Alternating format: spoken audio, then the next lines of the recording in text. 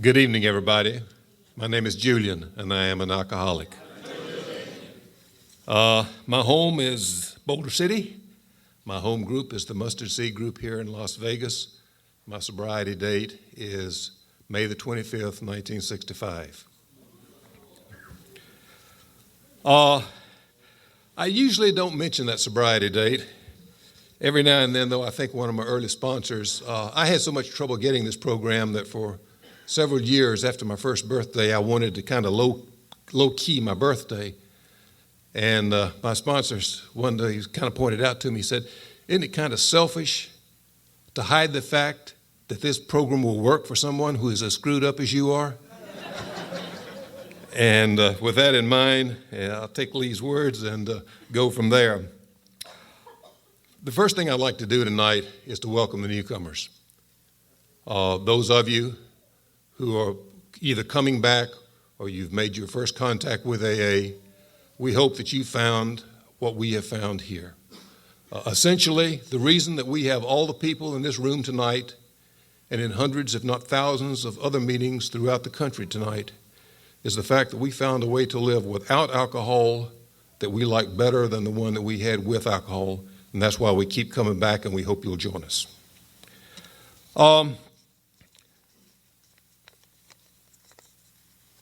It's a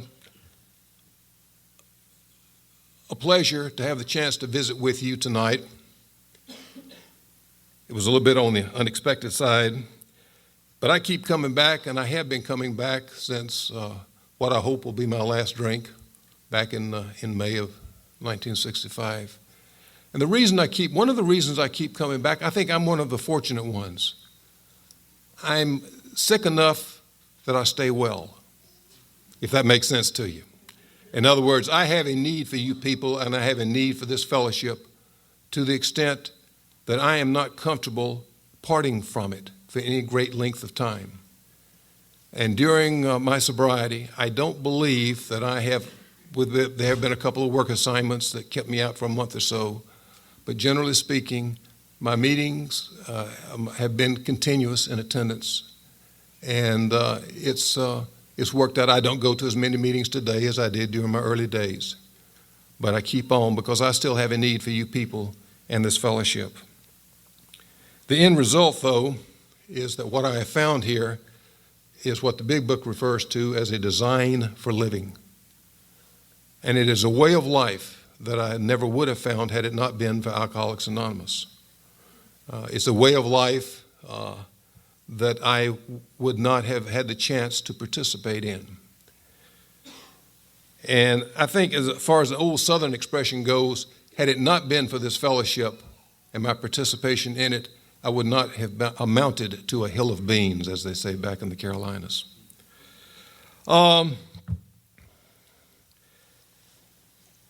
Alcoholism is a disease of self. And when we look at the pages 60 through 62 on the back of right after how it works, you'll see the different forms of self-diseased appearing in there. You'll find that self-centeredness, self-seeking, self-will predominate the language of those two pages. And I was one of those self-centered individuals. I grew up in Piedmont, North Carolina, an only child, a spoiled brat, and I really was not well equipped to meet life and cope with life on a daily basis as it comes down the pike to us. Had it not been for you people, I would really not have amounted to a hill of beans. Now, along those same lines, we talk about spirituality, we talk about God, and these are terms that were foreign to me. You gave me my first acquaintance with a higher power of my understanding. I think it's interesting to note that your newsletter that I got as I came in tonight has a little bit of the early history in AA and a little bit of the early history of the Big Book. And that first paragraph in there mentions a gentleman by the name of Jim B. His story was The Vicious Cycle, and he is the man most likely responsible for the phrase God as we understand him appearing in the 12 steps. And I'm very grateful and very indebted to that man, because had that language not been there, I very likely would have had a difficult time grasping this program. I am one of the thousands, if not hundreds of thousands of people who feel very indebted to that language being there, because thanks to you people, I was able to find a God of my understanding and one that has made my life completely different.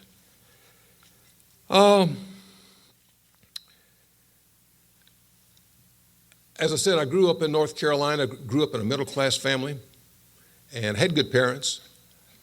We had a little alcoholism in the family. Tonight, it's not important to me why I am an alcoholic. For many years, this was really a question that bugged me. Why me?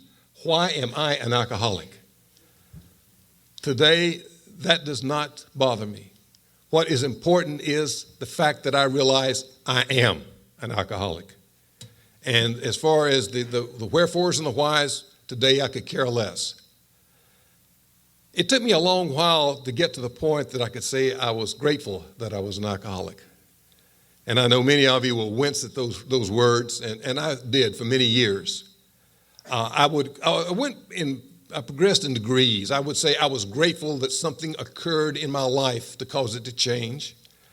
I was grateful that something allowed me to get into a fellowship such as Alcoholics Anonymous.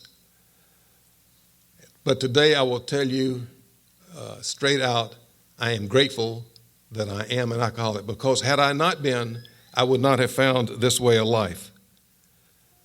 My parents, I can't blame them. They were good parents. If anything, they were good to a fault. Only thing that I know is that alcohol affected me differently from other people. From the time I took that first drink, alcohol did something for me, and I liked it.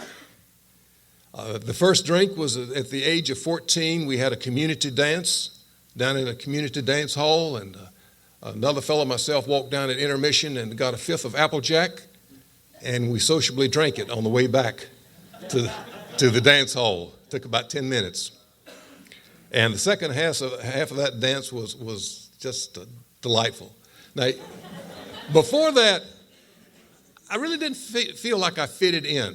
I was in a neighborhood where all the guys were a little older than I was, a little larger, and I just didn't feel like I quite fitted in. But that night at the dance, the second half of that dance was great.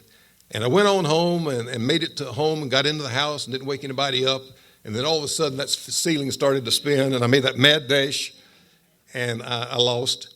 I threw up, and Dad came in and he said, "Son, what you been drinking?" He just point blank, he said, "What you been drinking?" And I said, "Somebody put some wine in my Pepsi Cola." And I usually start off my talk by mentioning this because three things happened that night. Alcohol did something for me, and I liked it. I really liked it. It took away the fears, it took away the anxiety, made things just great. Secondly, I drank to excess and I got sick. And thirdly, I told a lie. Now, those three qualities followed me throughout the most of my drinking career. Maybe not all together at first, but later on, all three. The sickness, the fact that I thought that it was doing something for me, and the untruthfulness, the lying, continued on and progressed to just about a routine. But I got in so much trouble that night, I didn't want to try it anymore for a while. And about 2 or 3 years later, I entered the University of North Carolina. And it was right a week after my mother had passed away. She had cancer, and it was a slow illness. And she passed away about 1 week before school started, but I made the decision to go on to school. And my first night on campus, I got 4 king-size Budweisers. And I drank them. I did not get sick. And the hurt went away. The hurt was eased a little bit. I didn't feel quite as grieving. And it worked so well I did it the next night and followed on the night after that. It wasn't long before I was in to a fraternity house and drinking the hard stuff on the weekends. And I began to get to the point I could hold it pretty well. I wasn't getting sick. The other guys had trouble. They would get in fights and they would throw up and they would get in accidents and so forth and so forth. But here, Julian could drink. And they started complimenting me on it. They complimented me, you know. I was not a jock. I wasn't burning the books up. Here was something I could do well. I could drink. And I took full advantage of it and ran it into the ground. I was talking with a fraternity brother here some months ago, and they referred to me as Mole because my eyes were always just about closed. So that's something that's kind of stayed with me over the years. But to make a long story short, I got out of the university just in time before they kicked me out. I told my parents that things are going to be different this go around. They're going to be they'll be different, and they were. I went into the Army, and I drank a great deal more. I staged. I wanted to see the world. I wanted to travel. I was single, and I went 200 miles from home down to Fort Jackson, South Carolina. That was too far away, so they moved me to Fort Bragg, and I spent my last year at Fort Bragg. Now, this is significant because basically what happened was I never was forced to cut the cord with the family. I was always dependent upon the family for additional money, for help, go home, get food, get laundry, so forth.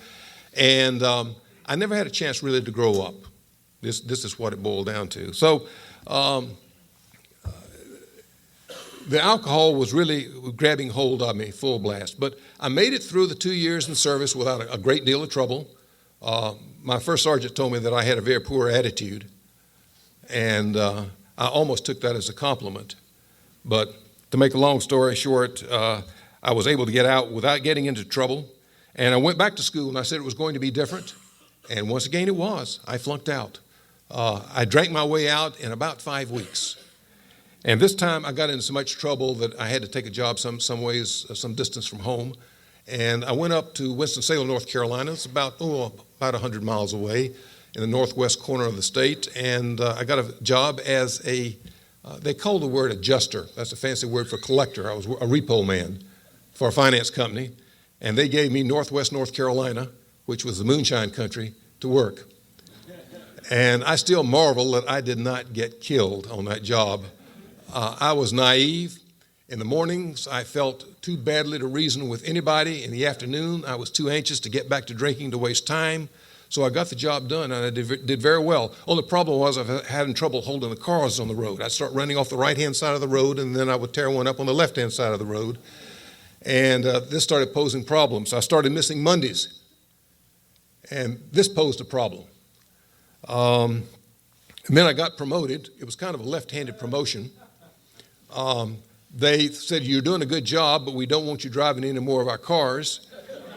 So they brought me inside and made me a loan manager. And one weekend, I took one of their repossessions and drove it off, wrecked it. And the end result was I got fired.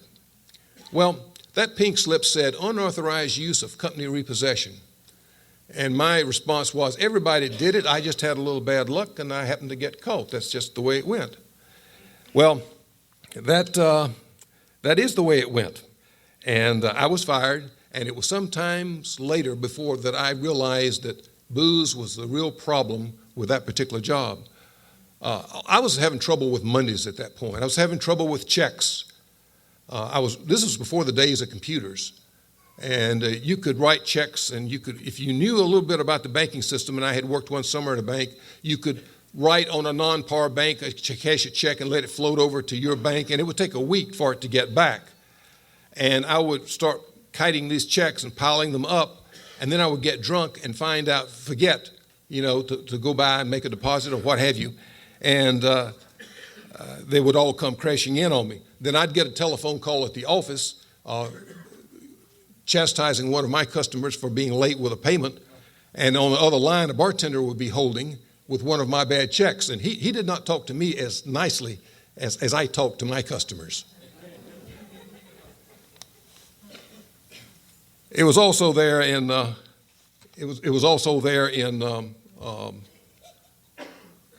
Winston-Salem that I had my first contact with AA.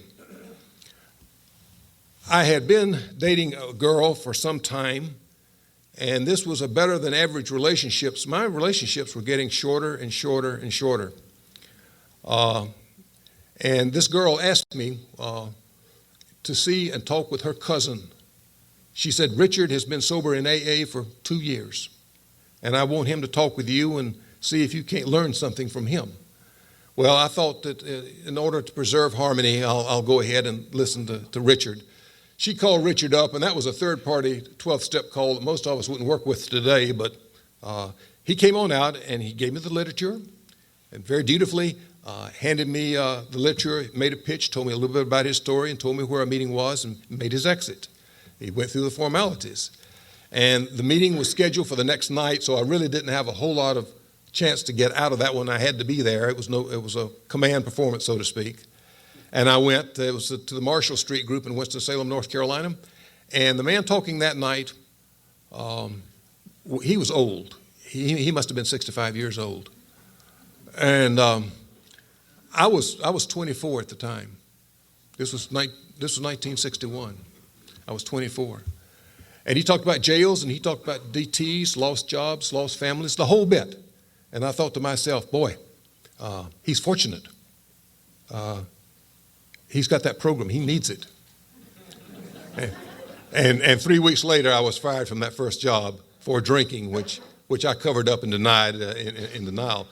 But that was the start right there. Now, heretofore, I had met 2 people in Alcoholics Anonymous. There was a salesman in my hometown, and I had dated a girl in college whose father had 2 years of sobriety in AA, and I met him. Seemed like a nice enough guy, and he offered me Coca-Colas when I visited there at the house, and I thought that was very charitable.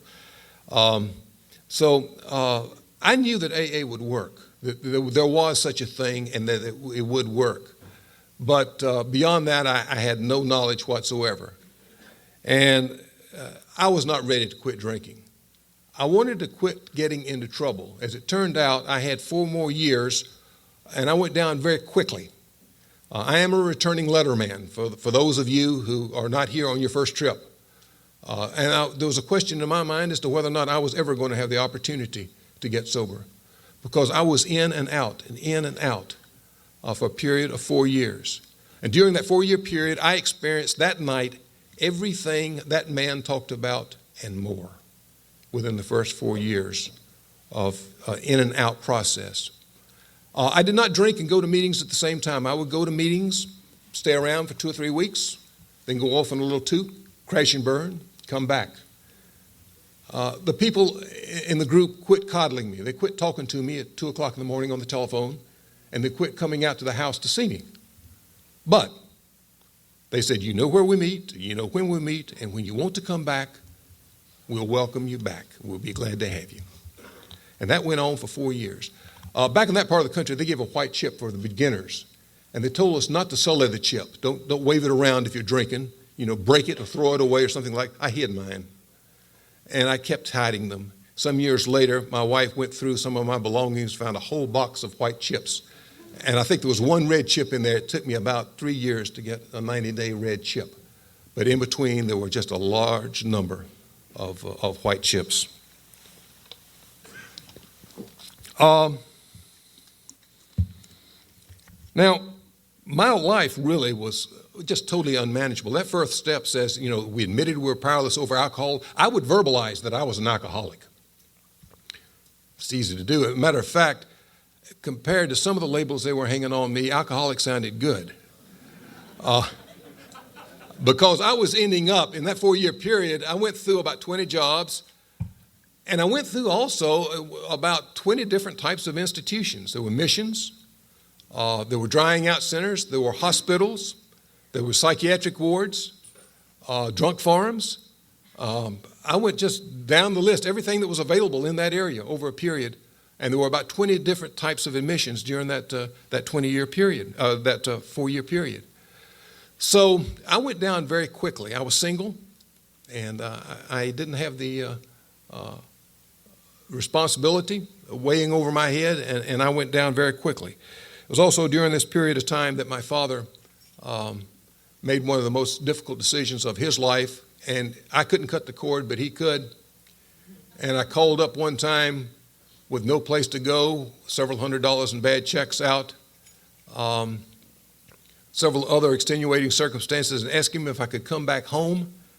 And he said, "I'm sorry, but you cannot come back home." I said, "Dad, what am I going to do?" And he said, "I don't know, son." And he hung up. He later told me that was the most difficult call that he ever made in his life. And that was probably also the most healing call that he ever made in his life. Because he realized that he had been enabling, and he knew that I could never get well as long as he continued to enable. As painful as it was, he made the choice, and it was probably the start of my recovery. I'm sober tonight because of a lot of people in a lot of places showing a great deal of love and tolerance. And believe me, during that 4-year period, I was a real tolerance tester. I would walk up to one of the stellar members of a group and say, "Would you be my sponsor? Get me sober." It doesn't work like that. But I didn't know. I had to learn the hard way. And some of their rebuttals were not repeatable here tonight, but you get the drift. And but I am grateful. And then when I would come back into the AA meeting, that hand would be out there, and they would say, "Welcome back, Julian. Let's try it again." Now, they did not say that I was too young. They would not say, "You haven't had enough." They didn't say, "You aren't ready yet." They may have thought that, but they kept their mouth shut. And they said, "Welcome back. Let's try again." And that's the reason that I'm sober tonight. And when I get my tolerance tested, particularly with a repeater, one in and out, I want to remember where I came from and what I have to be grateful for this day. But by this time, my life was just totally unmanageable. I had one incident that just, I think, really shows how unmanageable it was. I had met this young lovely up in West Virginia, and I asked her to come down and spend a few days in my apartment with me. And we were drinking the whole time. And we were going to go over, take a 12-mile ride from Durham over to Chapel Hill. But I wanted to show this little girl from West Virginia our new interstate system. We had a new highway, Interstate 40. And so I took a roundabout way. It was about 60 miles out of the way to get this 12-mile destination. But we got out on the interstate. We've been drinking all day long, and it was raining cats and dogs. And lo and behold, we ran out of gas. And she was not about to stay in that car while I went back to look for gasoline. So we got out, and the trucker picked us up and carried us down to a truck stop. And I asked the guy at the service station, "Can you give me a gas can to carry back so I can bring the car back in and fill it up?" And he said, "Sure, we take care of that." And I thought to myself, I've got to do something to get back in Ruby's good graces because I'm losing favor with her very rapidly. So it was a 5-gallon gas can, and I said, 5 gallons of gasoline is over 40 pounds, and there's no need to be carrying all that out there. I'll just put a gallon in here and save myself all the grief of carrying that thing around. And we did that and got back out to the car, poured it in the gas, cranked her up, took off, and I was so busy telling her how smart I was to put that 1 gallon, just the 1 gallon, and save myself the 4 gallons, that I missed the exit. The next one was 17 miles down the road, and we ran out of gas a second time. So, when you people talk about unmanageability, I have an understanding of what you're talking about. This to me at the time was very sound thinking. Well, I had ended up in the state hospital on a couple of times. First time was courtesy of the sheriff. They gave me a free ride out there. I'd been in DTs for 5 days. And they put me not on the alcoholic rehab ward, they put me in the big top. And I stayed in there a month, and I got out, soon resumed drinking. And a few months later, and a few ups and downs, in and outs, I had no place to go, and this was also about the time that I had the conversation with my father over the telephone. And they asked me, I asked the state hospital if they would take me back, if they would allow me to come back as a volunteer admission. And they said yes. So they gave me a place to stay there. They put me cutting pulpwood with the federal detention center there. but they gave me a place for 30 days. And at the end of 30 days, to show my gratitude, another patient and I arranged for a bootlegger to bring in 8 pints of whiskey. And we went out. It was a pretty lax condition that they had. They gave us grounds privileges, and there was a lot of forest around, so we went out in the pine trees and took our 8 pints of whiskey and invited several other patients along, and we had a pretty nice afternoon. We asked one of the old-timers there if he wanted to have a drink with us, and he says, "No, thank you." He said, "I'm on Valium and Aquavelva this week."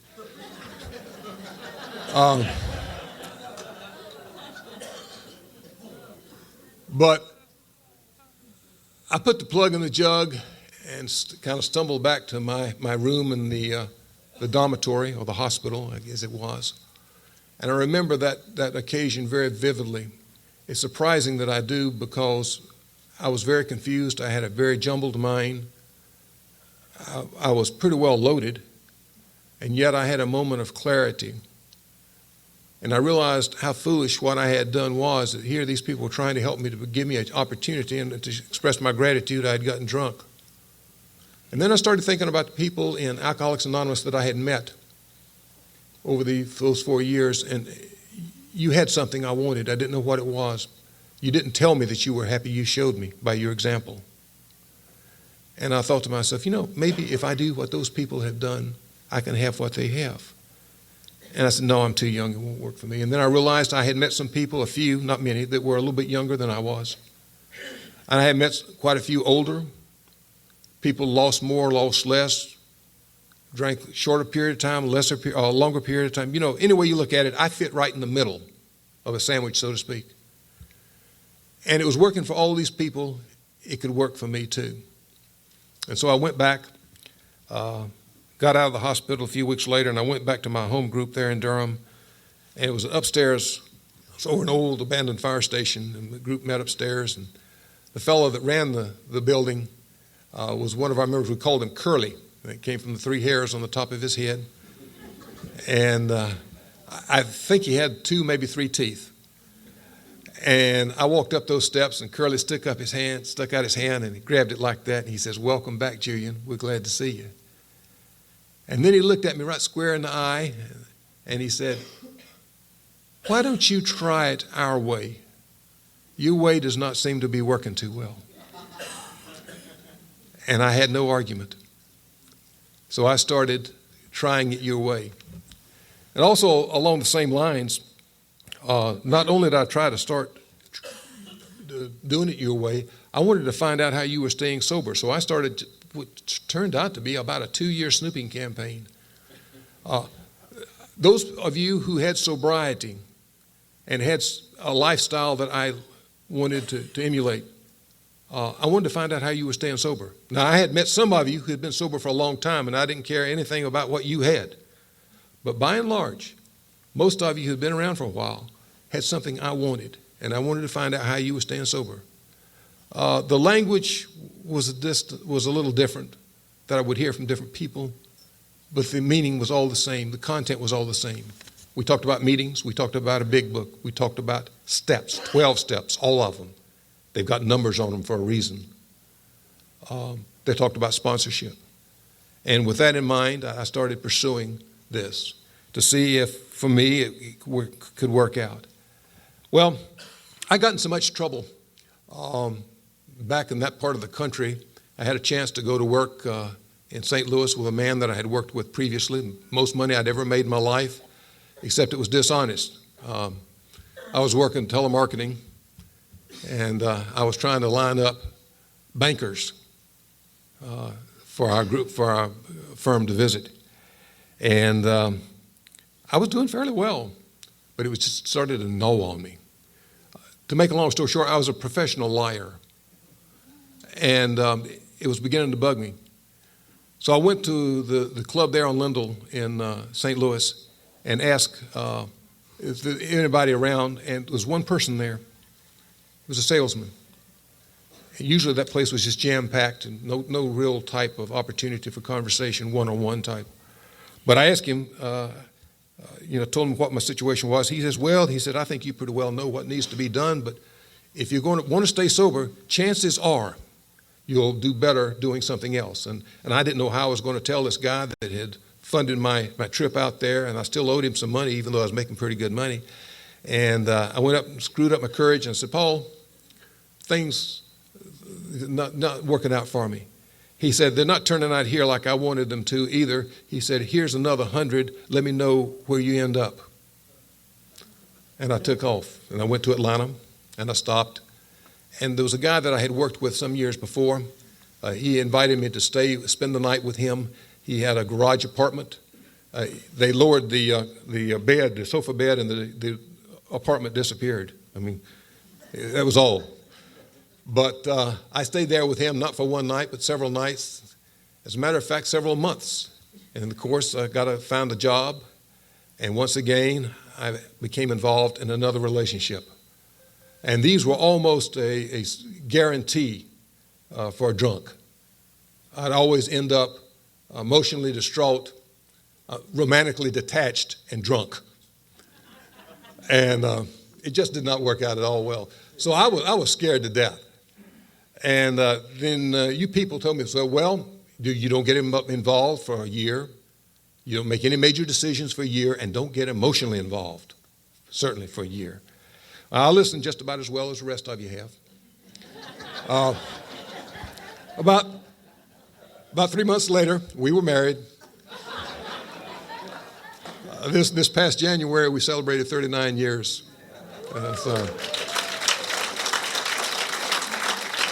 She's never seen me take a drink, but she's been a tremendous amount of support. And when you're talking about CPC and PI and the need for it, she had a teacher during her early years of schooling in high school in Atlanta that talked about alcoholism in one of her social or civics classes. And it went into great lengths about alcoholism and also Alcoholics Anonymous, and left her with the thought that Alcoholics Anonymous is there and it works. And based on that, she took that at heart. And when the rest of the members of the group were telling her to run quickly, go, she took that at heart and she stayed with me. So that's something else that I have for which to be grateful. I stayed in Atlanta 5 years. The first year I was there, it was important to have some stability on the employment record. I had a job that I wanted to show some stability on, be able to put a year on the resume. And 1 year to the day that they hired me, they fired me. Sober. They can't do this. I'm sober. But they did. And the reason they could not was the fact that I could not get along well with people. My interpersonal skills were zilch. And I just could not get along with other people there in the office, excepting for her. And so they fired me. And she said, well, you've got a GI Bill and I've got a job. Why don't you go back to school and get that degree? And I did that. And I did what any self-respecting drunk would do. I studied psychology. Found out it was virtually worthless.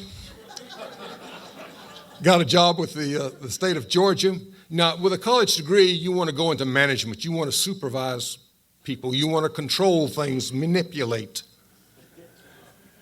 I wanted something I could control. And the state of Georgia was very accommodating. They gave me 2,500 mice, 16 guinea pigs, and I think about 24 rabbits. And I took care of them for 2 years. In the meantime, I had become interested in a particular type of work. I had met some of the people with whom my wife worked. She was working with one of the federal agencies, and I met one of their public affairs people. And this was with the Forest Service, and that's outdoor life. And I said, gee whiz, that's the type of work I want to do. So I started filling out applications. I did. For 2 years, nothing happened. And then one day, 2 officers got together. They said, we need a public affairs, public information officer out here in Denver. And 3 weeks later, we left and went to Denver. The key, though, to my sobriety in Atlanta was the home group. I was a member of the Skyland group. The key also was sponsorship. And the sponsor that I had was a far less than perfect individual, and yet for me, he was an extremely valuable and good sponsor. And he contributed much to my sobriety. I owe the man a great deal. even though he was a less than perfect individual himself. And I like to remember that. We don't have to be perfect to help. But I had made some headway with the first 3 steps. The first one I finally got the hang of. Don't drink, dummy. And to realize that my life was unmanageable and that I was completely powerless over alcohol. And instead of verbalizing it, I admitted it on a gut level. And that worked. That was the difference. Some months later, and I don't remember exactly how many it was, I found myself going to work one morning, and I was walking up from a parking lot to the office building, and it was some distance away. And I realized, Julian, you haven't been kicked out, locked up, or strapped down anywhere recently. You haven't had a drink in that same period of time. There's probably a correlation. And I wanted to thank somebody. And I looked up and I said, thank you, God. It's a very simple prayer. Today, my prayers are not a great deal more complicated than that. Earlier, I grew up in organized religion. I had rebelled. And I was really having a trouble with the spiritual aspect of this program. And we had a visitor in town one night that I gave a ride back to his room. And he said, the spiritual part of this program is bugging you, isn't it? I said, it surely is. He says, do not look for it. Stay sober a day at a time. Try to follow this program as it is set forth, and it will find you. And in my own case, that has become a reality. And I do not recall having a craving to drink from that moment on.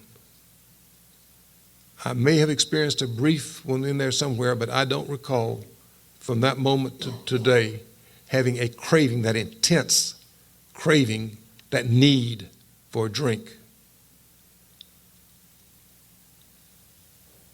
And then finally, the third step, and as I said, I've already spoken about Jim B. and God as we understood him, because to me, it just made all the difference in the world. I got into a 4th and 5th there before I left Atlanta, but it was pretty superficial until some years later, when everything was going well, job, marriage, community, everything was just coming up wonderfully. Then all of a sudden, boom, I'm feeling rotten, miserable. And I did what is prescribed. I took the 4th step, as is stated in the big book, and went into the details. That made a lot of difference.